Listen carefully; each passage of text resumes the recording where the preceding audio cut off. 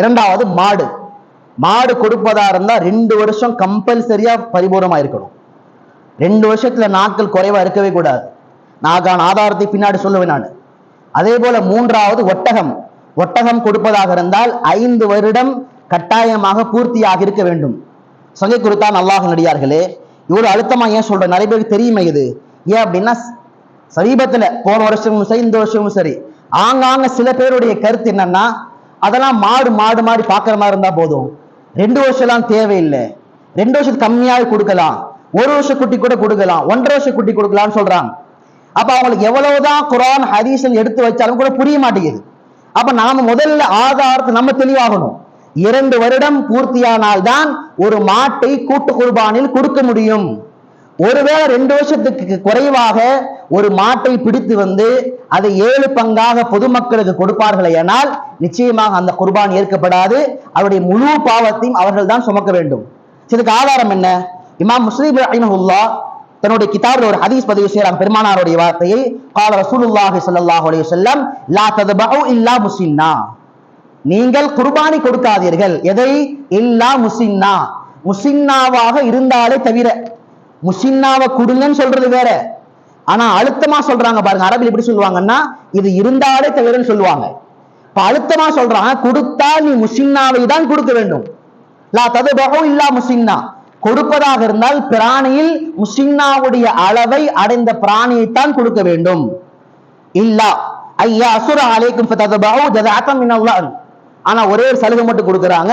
ஒருவேளை சிரமமா இருந்துச்சுன்னா செம்மறி ஆடாக இருந்தால் மட்டும் ஒரு 6 மாத குட்டியோ 8 மாத குட்டியோ அதனுடைய எடை 1 வருடம் பூர்த்தியான ஒரு ஆட்டுக்குட்டியினுடைய அளவு இருக்குமையானால் அதை கொடுத்துக் கொள்ளுங்கள். மற்றபடி முஸின்னாவை தான் கொடுக்கணும். அப்ப முஸின்னானா என்ன? முஸின்னான ஒரு அரபி வார்த்தை. அப்ப முஸின்னானா என்ன அப்படிங்கிறத விஷயமே.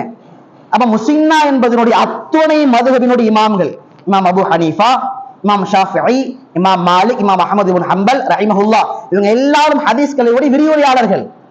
சஹாபாக்களுடைய புரிதல், எல்லாருடைய கருத்து என்னன்னா, முஸின்னா என்பது ஆட்டில் எடுத்துக்கொண்டால் ஆடு 1 வருடம் பூர்த்தியாக இருக்க வேண்டும். முஸின்னா என்பது மாட்டை கவனித்தால் 2 வருடம் பூர்த்தியாக இருக்க வேண்டும். முஸின்னா என்பது அது ஒட்டகத்தை கவனித்தால் 5 வருடம் பூர்த்தியான குட்டியாக இருக்க வேண்டும். இத எல்லா இமாம்களும் சொல்லியிருக்கிறாங்க. ஒண்ணு இமாம் நவவி ரஹிமஹுல்லாஹ். இமாம் நவவி யார் என்று சொன்னால், இமாம் நவவி ரஹிமஹுல்லாஹ் அவர்களை தெரியாத ஒரு ஆளும் இருக்க முடியாது. ஏன்னா எல்லா ஹதீஸ் கலையில் ஆக கலை தேர்ந்த ஹதீஸ் விரிவுரையாளர்களில் எல்லா நபர்களாலும் ஏற்றுக்கொள்ளப்பட்ட ஒரு இமாம் இமாம் நவவி ரஹிமஹுல்லாஹ். அவங்க சொல்றாங்க, மாட்டை பொறுத்த வரைக்கும் அன்னல் ஜதஅ மினல்லாஹ், அதாவது 1 வருடத்திற்கு குறைவானது ஆட்டில் மட்டும்தான் ஏற்றுக்கொள்ள முடியும். வேற எல்லா இடத்திலுமே முஸின்னாவாக, அதாவது 2 வருடம் பூர்த்தியான ஒரு மாடாக இருந்தால் மட்டுமே அது கொடுக்க முடியும். அதே போல மற்ற இமாம்கள், அல்லாமா ஹாஃபிஸ் இப்னு ஹஜர் ரஹிமஹுல்லாஹ்.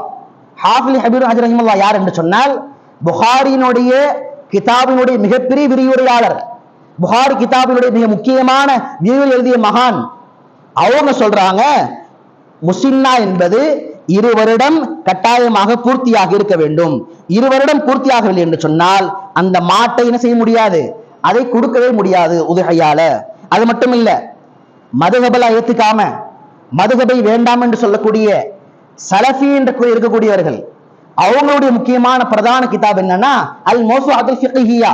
அவங்க பேசக்கூடிய ஒரு கிதாப். அந்த கிதாப் என்ன ஃபத்வா வந்திருக்குன்னா, மாடு என்பது முஸின்னா என்பது கட்டாயமாக 2 வருடம் அல்லது அதற்கு மேலாக இருக்க வேண்டும். 2 வருஷம் குட்டி கொடுக்கலாம், 2 வருஷத்துக்கு மேல இருக்கணும். ஆனா 2 வருடத்திற்கு குறைவான ஒரு மாட்டை 7 பங்காக கொடுக்க முடியுமா என்றால் கட்டாயமாக கூடாது. அது மட்டும் இல்ல, ஹாஃபிஸ் இப்னு அப்துல் பர் ரஹிமஹுல்லாஹ், இமாம் நவவி ரஹிமஹுல்லாஹ், இவங்க எல்லாம் சொல்றாங்க. இது எல்லாத்தோட பெரிய விஷயம் என்னன்னா, இவர்கள் யாரை பெரிய இமாமாக சொல்கிறார்களோ, நிறைய ஃபத்வாக்கள் இருக்குது, படிக்க முடியாது, தேவையானவங்க வாங்கிக்கிங்க. இப்ப இவர்கள் யாரு மிகப்பெரிய இமாமாக சொல்கிறார்களோ, சாலிஹ் இப்னு உஸைமீன் ரஹிமஹுல்லாஹ், அவர்களிடத்துல மிகப்பெரிய இமாம். அப்ப அவரு கூட சொல்றாரு, முஸின்னா என்பது 2 வருடம் பூர்த்தியான குட்டிதான். பெருமானார் ஸல்லல்லாஹு அலைஹி வஸல்லம் ஹதீஸ்ல சொல்லக்கூடிய வார்த்தை, மாடு என்பது 2 வருடம் பூர்த்தியான குட்டியாக இருந்தால் மட்டுமே, 2 வருடம் பூர்த்தியாக இருந்தால் மட்டுமே அதை கூட்டு குர்பானியில் கொடுக்க முடியும்.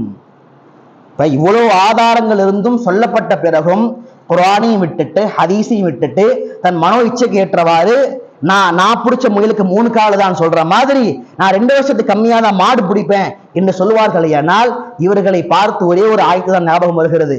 அஃபரைத மனித்தபா இலாஹு ஹவா, தன்னுடைய மனோ இச்சையை கடவுளாக ஆக்கி கொண்டவனை பார்த்தாயா?